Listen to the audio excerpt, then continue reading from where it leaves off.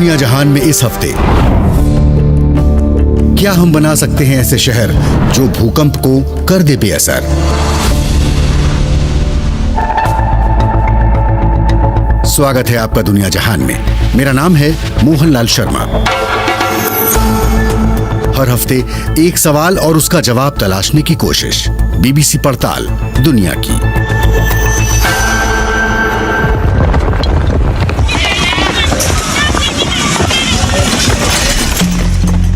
साल 2023, 6 फरवरी सोमवार की सुबह तुर्की का दक्षिण पूर्वी क्षेत्र गाजी अंतेप। अचानक धरती हिली और इमारतें झूलने लगी। भूकंप जब रुका तब तक तमाम इमारतें मलबे के ढेर में तब्दील हो चुकी थीं। अब बचाव कर्मियों के सामने सबसे बड़ी चुनौती थी कि मलबे में फंसी जिंदगियों को कैसे बचाया जाए। तुर्की और सीरिया में 7.8 तीव्रता का जो भूकंप आया वो इस दुनिया में इस दशक में आए भूकंप में सबसे ज्यादा भयानक था। इस भूकंप से दोनों देशों में 4000 से ज्यादा लोगों की मौत हो गई। तुर्की एक ऐसा देश है जहां भूकंप आने का खतरा हमेशा बना रहता है। 1939 से 1999 के बीच तुर्की में 5 बड़े भूकंप आ चुके हैं। 1990 के बाद से अब तक तुर्की में 76 भूकंप आ चुके हैं, जिनमें 90,000 से ज्यादा लोगों की जानें जा चुकी हैं। पिछले 2 दशक के दौरान दुनिया में जो दूसरे भयंकर भूकंप आए हैं उनमें 2020 में हैती में आया भूकंप भी शामिल है। इस भूकंप में 2200 से ज्यादा लोगों की जान चली गई थी। 2018 में इंडोनेशिया में आए भूकंप में 4300 से ज्यादा लोग मारे गए थे। तो इस हफ्ते दुनिया जहान में पड़ताल इसी सवाल की, क्या हम ऐसे शहर बना सकते हैं जो भूकंप रोधी हों? इस सवाल का जवाब तलाशने के लिए हमने कुछ एक्सपर्ट से बात की। पार्ट 1, नुकसान से सबक। Earthquakes are most likely to happen in Southern California. दक्षिणी कैलिफोर्निया, इंडोनेशिया और जापान में भूकंप आने की ज्यादा आशंका होती है। हिमालय, नेपाल, हैती और तेहरान में भी भूकंप की आशंका रहती है। तेहरान में 90 लाख से ज्यादा लोग रहते हैं। इस्तांबुल भी खतरे की जद में है। हमारी पहली expert doctor Emily so university of Cambridge से जुड़ी हुई है। वो भूकंप के आला विशेषज्ञों में शामिल है। वो बताती है कि भूकंप के दौरान कई लोगों की जान इमारतें गिरने से जाती हैं। वो बताती हैं कि दुनिया में अलग अलग तरह की इमारतें हैं। उनका गिरना कई बातों पर निर्भर करता है। इमारतें टिकाऊ क्यों नहीं रहीं, ये समझना जरूरी है ताकि भविष्य में उन्हें ज्यादा मजबूत बनाया जा सके। I'm a civil engineer by training. I was watching the news. मैं एक सिविल इंजीनियर हूँ। मैं समाचार देख रही थी। 2005 में पाकिस्तान में 86,000 लोग मारे गए थे। इनमें से ज्यादातर की मौत इमारतें गिरने से हुई थी। And the frustration in that we know how to build again. मैं अब जो काम कर रही हूँ उसके पीछे प्रेरणा यही है कि किस तरह इमारतों का गिरना रोककर लोगों की जान बचाई जाए। भूकंप के 2 महीनों बाद वो पाकिस्तान में थी, टूटी बिखरी इमारतों और मलबे के बीच। वो पहली बार ऐसे दृश्य देख रही थीं। डॉक्टर एमिली बताती हैं कि वो बहुत ही भयावह तस्वीरें थीं। पाकिस्तान के बाद उन्होंने इंडोनेशिया, पेरू, चीन, इटली, जापान और समोआ में भूकंप के प्रभाव का अध्ययन किया। उन्होंने जो आंकड़े जुटाए उनके मुताबिक इन देशों में भूकंप में 2 लाख से ज्यादा लोगों की मौत हुई। इस दौरान उन्होंने विकासशील देशों में एक ऐसे ट्रेंड को देखा जो परेशानी की वजह बन रहा है। The population are very keen to use modern materials like concrete. लोग आधुनिक निर्माण सामग्री इस्तेमाल करना चाहते हैं, मसलन कंक्रीट, लेकिन उनके पास सही तरीके से निर्माण करने का हुनर या फिर पैसा नहीं है। उनके पास कंक्रीट तो है लेकिन इंजीनियरिंग की जानकारी नहीं है। ऐसे में भूकंप के दौरान ये इमारत गिरती हैं और लोग दब जाते हैं। एक तरह से ये इमारतें सुरक्षा का एहसास कराती हैं, लेकिन सुरक्षित होती नहीं है। डॉक्टर एमिली की राय में इमारत की डिजाइन बहुत मायने रखती है।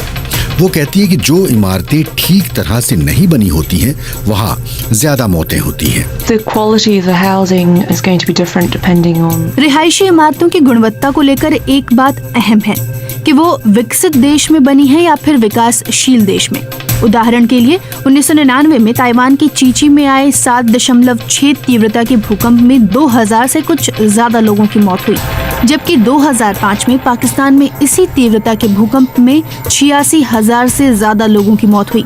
डॉक्टर एमिली चेतावनी देती हैं कि भूकंप के दौरान मौत का खतरा बढ़ रहा है।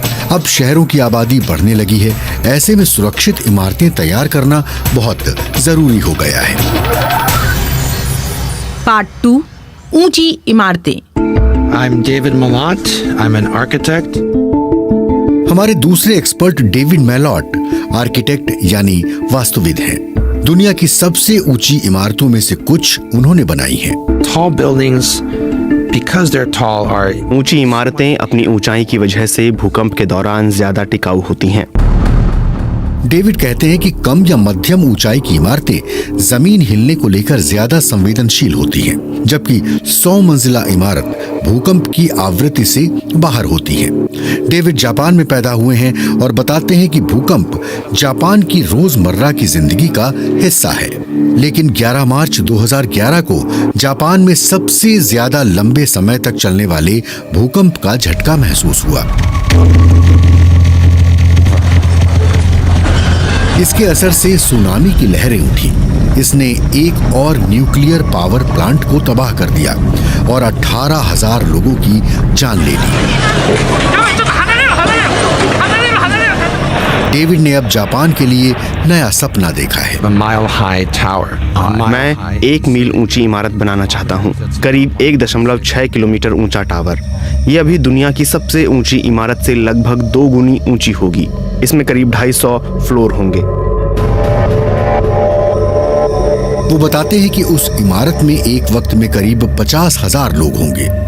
ये एक तरह से आकाश में बसा शहर होगा, लेकिन ये इमारत सुरक्षित होगी। I've been working on tall buildings for 15 years now. मैं 15 साल से ऊंची इमारतों पर काम कर रहा हूं। मैंने सबसे पहले जो इमारत पूरी की वो है शंघाई वर्ल्ड फाइनेंशियल सेंटर। इसकी ऊंचाई 492 मीटर है। साल 2008 में सिचुआन में आए भूकंप में शंघाई को भी हिला दिया, तब भी इस इमारत पर असर नहीं हुआ। भूकंप के दौरान इस टावर का ऊपरी हिस्सा 1 मीटर के करीब हिला। डेविड कहते हैं कि जब आप ये देखते हैं कि इमारत 500 मीटर ऊंची है तो ये बहुत कम है।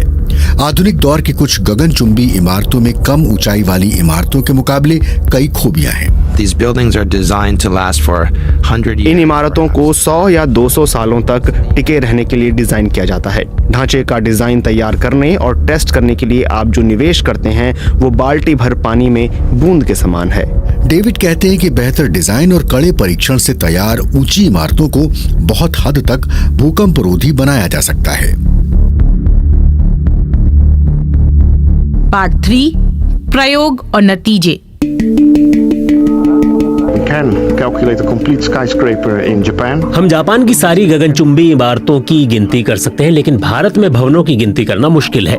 इस तरह की सूचनाएं मौजूद नहीं है कि जो भवन सही तकनीक से नहीं बने हैं, भूकंप के दौरान उनकी कैसी स्थिति होगी। हमारे तीसरे एक्सपर्ट हैं आर्किटेक्ट मार्टिन शिल्डकैम्प। उनकी चैरिटी स्मार्ट शेल्टर सस्ते घर तैयार करती है। मार्टिन कहते हैं कि अगर आपके पास बहुत सारा पैसा है तो आप एक शहर को भूकंप रोधी बना सकते हैं। मार्टिन बताते हैं कि उन्होंने नेपाल में भूकंप रोधी तरीके इस्तेमाल करते हुए स्कूल बनाए, लेकिन क्या भूकंप के दौरान इनका परीक्षण हुआ है? During the earthquake, our buildings survived without a scratch. Nepal में 2015 में आए भूकंप के दौरान हमारी इमारतों में एक दरार तक नहीं आई। ये इमारतें भूकंप के केंद्र से करीब 70 किलोमीटर दूर हैं, जिसे ज्यादा फासला नहीं कहा जा सकता। सच ये भी है कि हम जिस इलाके में हैं, वहाँ काठमांडू घाटी जैसी तबाही नहीं हुई, लेकिन मैं ये भी कह सकता हूँ कि अगर हमारे स्कूल काठमांडू इलाके में होते तो भी टिके रहते, लेकिन ये सही है। मार्टिन एक रहस्य को भी सुलझाने की कोशिश कर रहे हैं। वो कहते हैं कि भूकंप प्रभावित इलाके में कई बार देखने को मिलता है कि एक मकान पूरी तरह से ध्वस्त हो चुका है और पड़ोस में बना वैसा ही मकान मजबूती से खड़ा है। इसकी वजह क्या है? ये समझने के लिए उन्होंने एक रिसर्च नेटवर्क तैयार किया। वो जानना चाहते थे कि आमतौर पर इस्तेमाल की जाने वाली सामग्री को कैसे बेहतर किया जाए। Stone, wood and bricks, for example, we see them all over the world. उदाहरण के लिए पत्थर, लकड़ी और ईंटें हम पूरी दुनिया में इन्हें देखते हैं। हम मूल रूप से इन्हें लें और स्थानीय स्तर पर इनमें थोड़ा बदलाव कर लें तो मुझे लगता है कि लंबी दूरी तय कर सकते हैं। वो बताते हैं कि किसी शहर को भूकंप रोधी बनाने के लिए हमें पुरानी सामग्री को नए तरीके से इस्तेमाल करना चाहिए। वो नेपाल का उदाहरण देते हैं, जहां इमारत में पीपे के इस्तेमाल के फायदे दिखते हैं। ये स्टील के तारों को गूंथ कर बनाया जाता है। इसमें पत्थर भरे होते हैं। पहाड़ के किनारे इन्हें लगाने के बजाय दीवार में लगाया जाता है। ऐसा करने पर सीमेंट की जरूरत नहीं होती। लेकिन कुछ ऐसे प्रयोग भी हो रहे हैं जिन्हें वो खारिज करते हैं। Well, what I see now is that there's a lot of, let's say, experiments. मैं नेपाल में कई तरह के प्रयोग देख रहा हूँ। वहाँ लोग रेत के बोरों, घास फूस के ढेर और प्लास्टिक की बोतलों का इस्तेमाल निर्माण के लिए कर रहे हैं। उनका कहना है कि इससे निर्माण में तेजी आती है और ये सस्ता भी है। मैं पूरी तरह इसके खिलाफ हूँ। जो लोग एक बार अपने घर गंवा चुके हैं उनके आंगन में ऐसे प्रयोगों के मैं सख्त खिलाफ हूँ। ऐसा यूनिवर्सिटी के सुरक्षित माहौल में होना चाहिए। पहले हमें ये जानकारी करनी चाहिए कि ये कैसे काम करेगा। उसके बाद हमें नेपाल के गाँवों में इस तरह से हजारों घर बनाने के बारे में सोचना चाहिए। मार्टिन कहते हैं कि गरीब देश बेहतर स्थिति हासिल कर सकते हैं, लेकिन इसके लिए सही कदम उठाने होंगे। पार्ट 4, तैयारी के फायदे। Stopping all earthquake damage is an insanely expensive process. भूकंप से होने वाले तमाम नुकसान को रोकने की प्रक्रिया बहुत महंगी है, लेकिन नुकसान को सीमित करना बहुत हद तक संभव है, बशर्ते आप इसके लिए समय दे सकें और प्रयास कर सकें। हमारी चौथी एक्सपर्ट डॉक्टर लूसी जोन्स भूकंप विज्ञानी हैं। उनकी राय है कि कुछ ही लोग ये फिक्र करते हैं कि भूकंप का एक जबरदस्त झटका बड़ी तबाही की वजह बन सकता है। संभावित खतरे को लेकर लोगों की राय बदलने के लिए उन्होंने साल 2008 में एक बड़ी कोशिश की। लोगों को ये समझाने की कोशिश की गई कि अगर 7.8 तीव्रता का भूकंप आए तो क्या हो सकता है। लूसी कहती है कि उन्होंने जिस स्थिति की कल्पना की थी उसमें अगर झटका करीब 50 सेकंड का हो तो दक्षिण कैलिफोर्निया का बड़ा हिस्सा प्रभावित होगा। Ruptures up through Cajon Pass, which is where इस इलाके में कैलिफोर्निया की लाइफलाइन मसलन फ्रीवेज, रेलवे और प्राकृतिक गैस हैं। लॉस एंजलिस की रिफाइनरी से पेट्रोलियम पदार्थ नवाडा और एरिजोना जाते हैं। बिजली और पानी की लाइनें भी जाती हैं। जिस समय गैस लाइन ब्रेक होती है उस समय पेट्रोलियम की पाइपलाइन भी फट जाती है। जगह भी लगभग वही होती है। आपने उन्हें एक ही जगह बनाया है। इससे रेलवे और यातायात के दूसरे साधन भी बंद हो जाते हैं। पास में इलेक्ट्रिक लाइन होने की वजह से वहाँ आग भी लग जाती है। ये आग शायद एक हफ्ते तक सुलगती रहेगी, क्योंकि उस वक्त के दूसरे हिस्सों में भी आग लगी होगी और तमाम दमकल कर्मी शहर में लगी आग बुझाने में व्यस्त होंगे। सदर्न कैलिफोर्निया के लिए ये एक अच्छा दिन नहीं होगा। दिक्कतें और भी नजर आ सकती हैं। डॉक्टर लूसी ने जो संभावित तस्वीर पेश की उसने कई लोगों को हिला दिया। इनमें सरकार के लोग भी शामिल थे। लॉस एंजलिस के मेयर ने लूसी को साथ जोड़ा। उन्होंने सभी पुरानी इमारतों की मरम्मत को जरूरी बना दिया। there's a style of construction that was popular. 1950 और 1960 के दशक में निर्माण का जो तरीका प्रचलित था उस तरह बनी करीब 1500 इमारतें लॉस एंजलिस में थीं। इस क्षेत्र में ऐसी हजारों और इमारतें थीं। अगर भूकंप के तेज झटके आए तो इनमें से 10 से 20% इमारतें गिर सकती हैं। उनमें काफ़ी कंक्रीट इस्तेमाल हुआ था, तो बड़े पैमाने पर लोग हताहत भी हो सकते हैं। हमने उन्हें दुरुस्त करने का इरादा बनाया।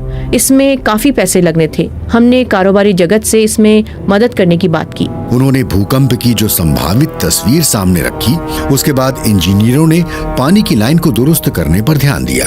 आग बुझाने के लिए समुद्र के पानी के इस्तेमाल के बारे में भी सोचा। आज लाखों और लोग भूकंप से जुड़ी ड्रिल में हिस्सा लेते हैं।